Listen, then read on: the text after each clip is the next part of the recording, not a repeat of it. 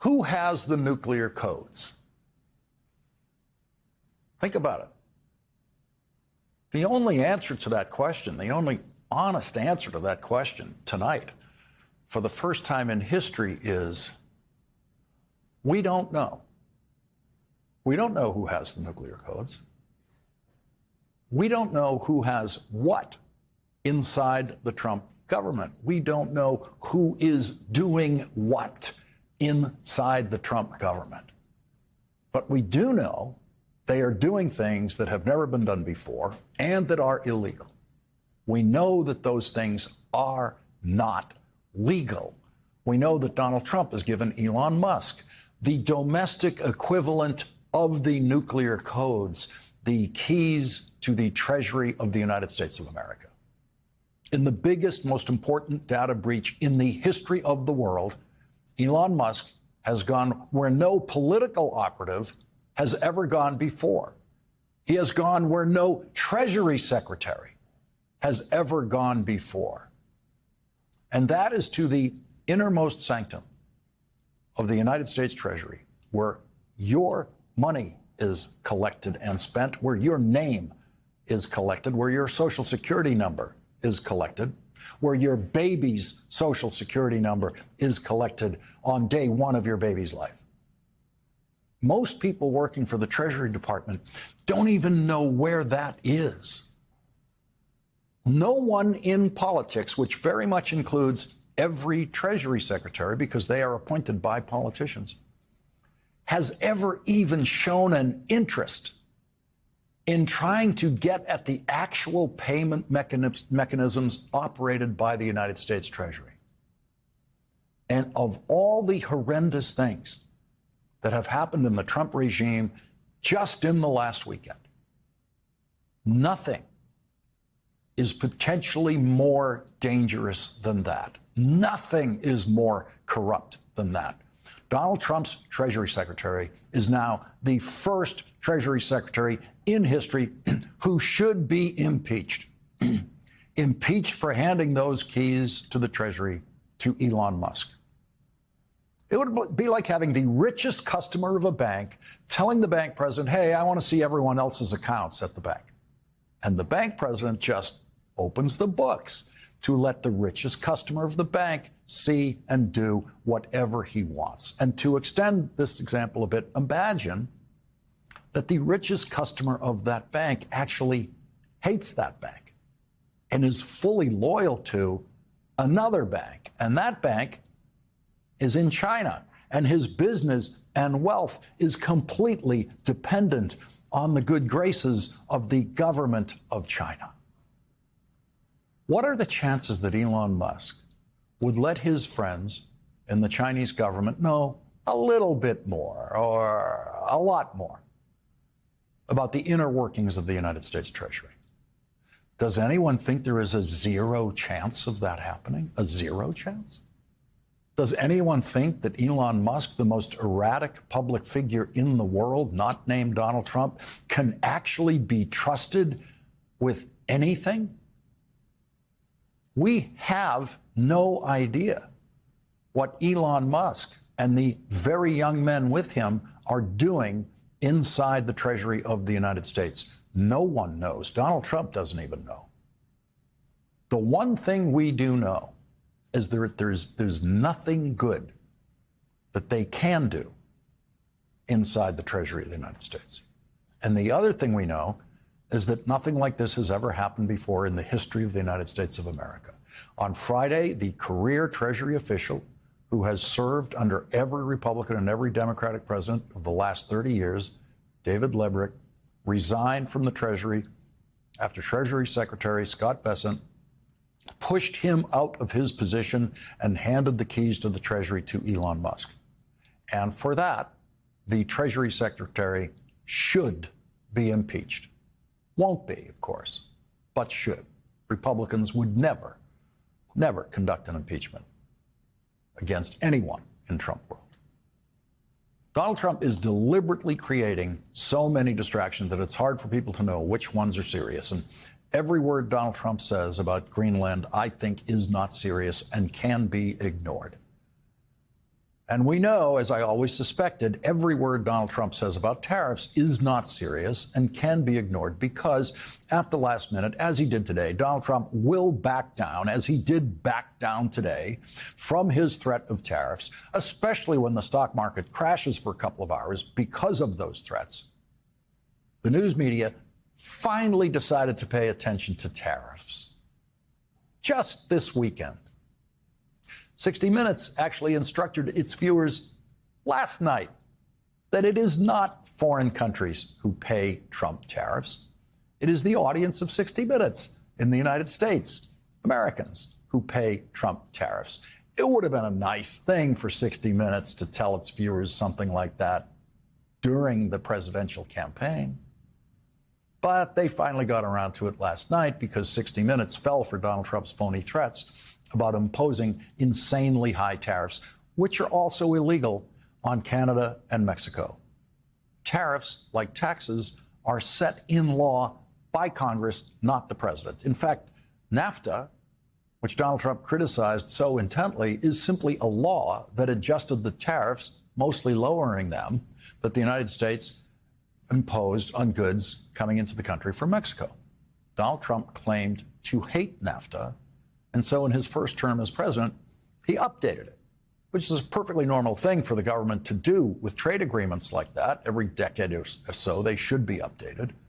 And Donald Trump's update of NAFTA was passed through Congress, and that's how it became the new law governing all international trade between Canada, the United States, and Mexico, all of North America, the North American Free Trade Agreement.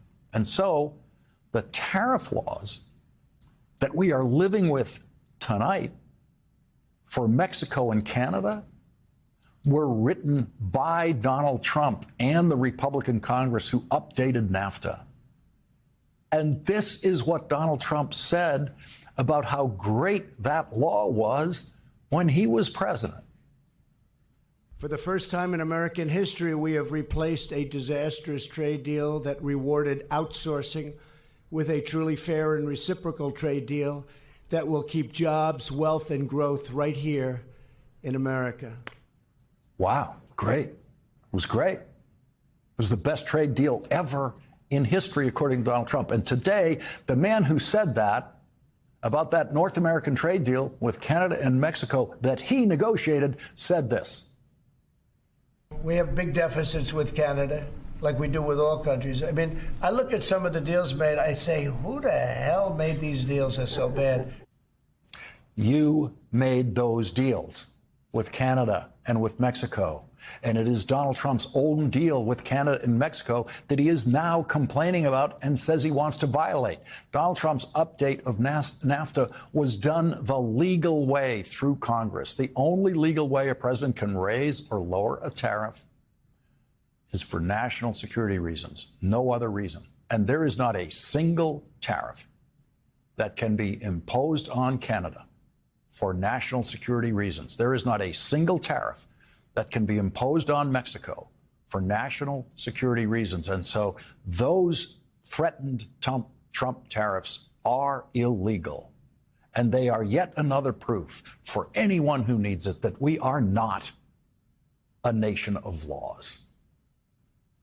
There is much to ignore in what Donald Trump says. And on this program, I'll only try to direct your attention to the things that Donald Trump does that really matter. And what Donald Trump and Elon Musk are doing at the Treasury is something no one should ignore. No one knows what they are doing at the Treasury. That is what really matters about it. And so in the second coming of Donald Trump, the myths fell away. Myths like we are a nation of laws. That is one of America's most flattering and false self-delusions. We are, and we have always, what we are and what we've always been, is a nation of laws for some people and not for others. The original law of the land, the Constitution, was written exclusively by propertied white men for propertied white men alone to enjoy all the legal rights granted under the Constitution. By 1975, we had more rights than ever before in our history, to regard ourselves as a nation of laws in the best sense of that idea. The Voting Rights Act was 10 years old then. At that point, black people were finally taking their rightful place in the American electorate all over the country. And in 1975, it was the law that closed in on Republican President Richard Nixon for the crimes he committed in office and drove him to resign the presidency. A true triumph for a nation of laws. And if you lived through that period, you had every right to believe that we were a nation of laws. But Donald Trump and the Supreme Court justices he appointed and the Republican members of the House and Senate have proved to you in the last year in every way that they possibly could that we are not a nation of laws. All the worst things Donald Trump has done in the last few days are against the law, all of them. Law that turns out to be unenforceable against Donald Trump or against his friend, the private citizen, Elon Musk, whose American citizenship is his third choice of citizenship. After first, South African citizenship, then Canadian citizenship, and now finally his third choice, American citizenship. Not all violations of law are crimes. When Donald Trump violates the law by freezing some federal spending, as he did last week, no one can be charged with a crime. So lawyers run into federal court and they sue Donald Trump and the federal government for freezing that funding, and then they get an injunction in the case. They win that point with the judge. They got an injunction against Donald Trump for freezing the funding. And Donald Trump is still freezing that funding because that injunction and the law behind it is effectively unenforceable against Donald Trump. Because no, we are not a nation of laws. Among the other Trump horrors that really matter is Donald Trump giving the richest person in the world the illegal authority to take aid away from the poorest people in the world. 10 years before, Elon Musk was born into privilege on the white side of apartheid in South Africa. The President of the United States said this. Our efforts to help other new or developing nations and to strengthen their standards for freedom have also made progress. A new unified agency for international development is reorienting our foreign assistance to emphasize long-term development loans instead of grants, more economic aid instead of military, individual plans to meet the individual needs of the nations, and new standards on what they must do to marshal their own resources. This weekend, Elon Musk said, USAID is a criminal organization, time for it to die. The United States Congress created the United States Agency for International Development in a law signed by President Kennedy. And Elon Musk claims now to have the power to kill it. In a nation of laws, that cannot happen. How long has Elon Musk hated the United States Agency for International Development? Did he begin hating it when USAID was supporting the American government foreign policy of opposition to apartheid in South Africa, when Elon Musk was benefiting from apartheid in South Africa? Is that how Elon Musk learned to hate that branch of American government that helps the poorest people in the world?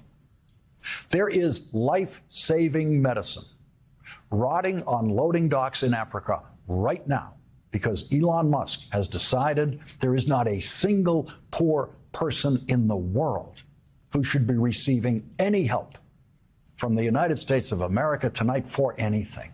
What kind of sociopaths want mothers to watch their babies die in African countries tomorrow and the next day and the next day? What kind of sociopaths want people to starve? And you can't say, oh, they don't want babies to die. They don't want people to starve. That's not their intention. When you stop the movement of food supplies to starving people, you are starving those people. When you stop the delivery of life-saving medicine, you don't get to say that you don't want anyone to die.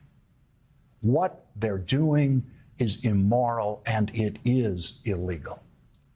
In a nation of laws, an American government agency created by Congress and President Kennedy by law can only be stopped by Congress, passing another law, signed by another president. That's how it works in a nation of laws.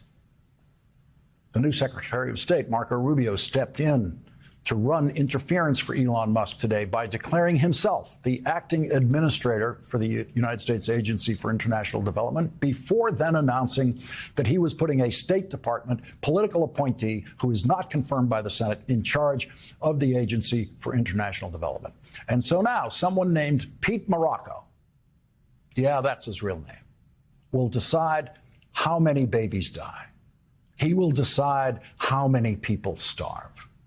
NBC News reports in early 2023, online sleuths who aided the FBI in cases against hundreds of January 6 rioters identified Morocco and his now wife as being among the rioters who stormed the Capitol in 2021, pointing to multiple images of them on the Capitol grounds that day and CCTV video that shows the man they identified as Morocco entering the Capitol through a broken window. That's who's in charge of President Kennedy's creation right now tonight.